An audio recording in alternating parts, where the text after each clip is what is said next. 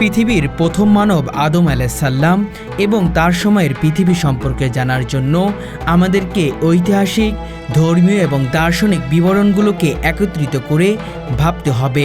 আদম আলাইসাল্লাম, যিনি ইসলামী বিশ্বাস অনুযায়ী মানবজাতির প্রথম ব্যক্তি ও নবী হিসেবে পরিচিত, তার সময়ের পৃথিবী বর্তমান পৃথিবী থেকে অনেকটাই ভিন্ন। সেই সময় পৃথিবী ছিল সম্পূর্ণ নতুন এবং প্রাথমিক অবস্থায়, যেখানে প্রকৃতি ছিল অপরিবর্তিত ও শুদ্ধ। পাহাড় পর্বত, নদীনালা, বনে বনের গাছগাছালি এবং প্রাণীজগৎ ছিল একেবারে নিখুঁত সৃষ্টির সাক্ষী। পৃথিবীর পরিবেশ ছিল অনেক বেশি সুষম এবং মানুষের বাসস্থান সাধারণত প্রকৃতির আশ্রয়ে, যা প্রাথমিক প্রাকৃতিক গুহা কিংবা বন অঞ্চলে হতো। আধুনিক সভ্যতার কোনো নিদর্শন বা প্রযুক্তির অস্তিত্ব ছিল না।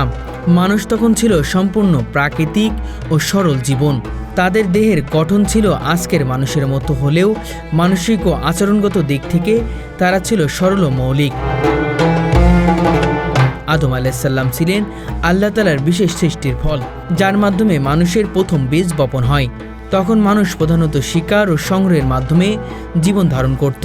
তারা কৃষি, পশুপালন বা শিল্প কারিগরির মতো উন্নত কার্যকলাপে নিযুক্ত ছিলেন না, বরং প্রকৃতির আশ্রয় এবং সম্পদের উপর নির্ভর করে বেঁচে থাকতেন। তাদের সমাজ গঠন ছিল খুবই প্রাথমিক, যেখানে পারিবারিক সম্পর্ক ও মানবিক অনুভূতির ভিত্তিতে একটানা জীবন্ত চলত।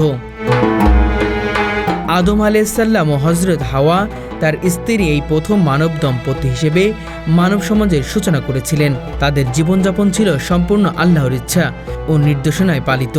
তারা স্বর্গে থাকাকালীন থেকে আল্লাহর আদেশ পালন করতেন, প্রাথমিক ধর্মীয় অনুশীলন, নীতিমালা অনুসরণ করতেন, যা পরবর্তীতে মানবজাতির জন্য ধর্মীয় বিধান হিসেবে প্রতিষ্ঠিত হয়। তাদের জীবন ছিল পবিত্র ও নিষ্কলঙ্ক, যেখানে পাপ বা অন্যায় ছিল অনুপস্থিত। পৃথিবীর প্রথম মানবগণের সময়কালকে সময়ের এক গভীর ও বিস্তৃত অধ্যায় হিসেবে দেখা যায়, যেখানে মানুষের বুদ্ধিমত্তা ও প্রজ্ঞা আল্লাহর নির্দেশনা ও ইচ্ছার আলোকে বিকশিত হয়েছিল। সময়ের দৃষ্টিকোণ থেকে আদম আলাইসাল্লাম যুগ ছিল মানব ইতিহাসের শুরু, যা সময়ের সঙ্গে ধীরে ধীরে পরিবর্তিত হয়, যদিও তার নির্দিষ্ট কোনো তারিখ বা বছর দিয়ে মাপা কঠিন।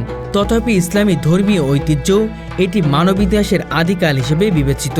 সেই সময়কাল ছিল স্বর্গীয় পবিত্র পরিবেশের অধীনে, যেখানে মানুষ সর্বোচ্চ সুখ শান্তিতে ছিল এবং তার জীবনের প্রতিটি পদক্ষেপ ছিল আল্লাহর প্রতি আনুগত্য ও ভক্তির প্রকাশ। এই যুগ থেকে মানবজাতির বিবর্তন শুরু হয়, যা পরবর্তীতে পৃথিবীর বিভিন্ন কোণায় ছড়িয়ে পড়ে এবং আধুনিক সভ্যতার ভিত্তি গড়ে ওঠে। সার্বিকভাবে বলা যায়, আদম আলাইসাল্লামের সময় পৃথিবী ছিল নবীন, বিশুদ্ধ, সুন্দর। মানুষ ছিল সৃষ্টির সেরা এবং তাদের জীবন ছিল আল্লাহর নির্দেশিত আদেশ ও পবিত্রতার প্রতিফলন। সেই যুগের ইতিহাস ও জীবন চরিত্র থেকে আমরা মানবজাতির উৎস, তাদের প্রাথমিক অবস্থা এবং তাদের প্রতি তাদের পূর্ণ নিষ্ঠা ও ভক্তির কথা জানতে পারি, যা আজকের মানবজাতির জন্য এক মূল্যবান শিক্ষা ও দৃষ্টি হয়ে আছে।